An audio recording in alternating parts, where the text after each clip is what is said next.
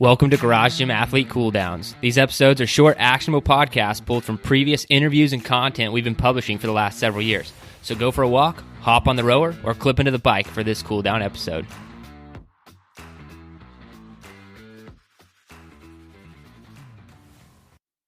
That's awesome, man, and that's perfect to have you on the podcast. Now, I want to go back to something you said that maybe kind of sparked your anorexia, was the fact that you're reading all of this information and you're really just getting scared of food because everyone's saying don't eat this. And to be honest, I don't feel like times have changed that much as far as if you're getting all of your information from whatever the news and like the magazine aisles and the grocery stores and stuff. It can be pretty easy, or even reading on the internet, pretty easy to be terrified of food.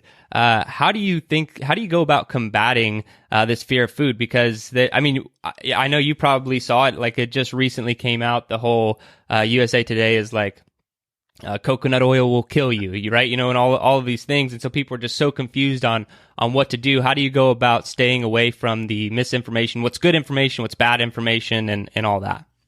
Yeah, it's actually really funny. I wrote an article last night that'll be on my blog this week. And,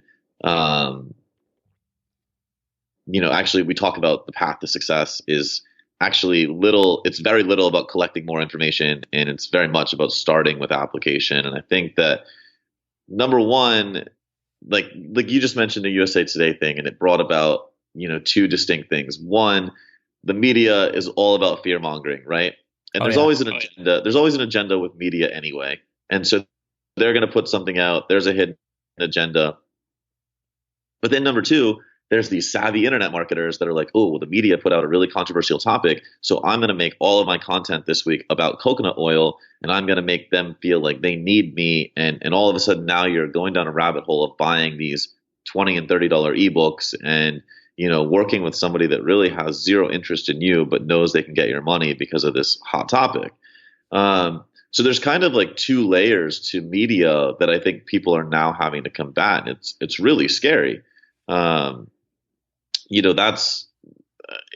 right. I mean, times unfortunately haven't really changed. And I think that truthfully, as you know, from somebody that, spends time on the internet and, has a business on the internet, it's content is it's key. I actually struggle with content because so much of what I do is application based. And I don't genuinely believe that any food is good or bad. I don't believe that any application is good or bad. But I think that the individual has to be assessed. I think that, is carb cycling good or bad? It's great in the right application. I remember when I first came to the CrossFit setting, everyone's like, oh, paleo, paleo, paleo. And there's nothing inherently wrong with the paleo diet, but there's a lot wrong with the application of a paleo diet to high level athletics. So I just think, again, like all of the information is never really conveyed in the media, and that's where everybody's missing the boat, is they're hearing a very small side of it. And do you think that you're talking about the paleo diet, and do you think that there isn't necessarily, I'm really just asking your stance, because you're very individualized, I think, person to person. So you do feel like there's not necessarily a good diet to follow, like everyone has their own, or do you feel like there are some basic principles that everyone should be, adhering to? I think that if you want to dumb it down to basic principles, I think number one, it always starts with quantity. I think that you have to have an appropriate quantity of calories and or macronutrients. That's just like, that's factual. It's physiology. And, Gary Taubes and I could dispute it all day. I think Alan Aragon got his point across to Gary Taubes. Anyone that wants to YouTube that video, it's pretty funny. But that's number one. But then I would quickly point out that I believe food quality is like 1A. So I'm not going to go so far as these if it fits your macros guys, where they're like, well, eat ice cream and donuts and whatever you want within your macros and you'll be fine.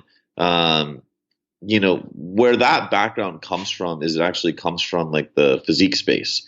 And those guys were saying if it fits your macros works to look good on a stage.